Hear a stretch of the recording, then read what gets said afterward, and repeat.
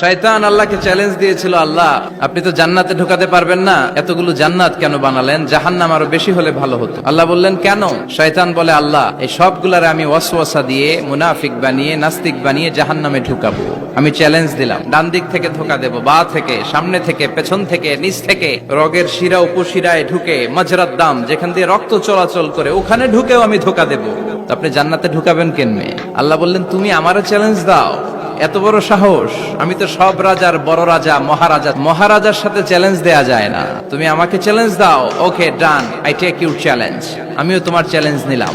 তুমি আজীবন ধোকা দিবা, আজীবন তুমি গুমরা করবা, বেনামাজি বানাবা, জালিম বানাবা। কিন্তু আমার বান্দা কোন তাফসীরুল কোরআনের মাহফিলে এসে কোন এক ওয়াক্তের নামাজে মসজিদে ঢুকে অথবা মাঝরাতে ঘুম ভেঙে গেলে তাহাজ্জুদের জায়নামাজে চোখের পানি ছেড়ে যখন ক্ষমা চাইবে, আমি সব গুনাহ মাফ করে দেব, তুই কি করবি? চিৎকার করে পড়েন আল্লাহু আকবার।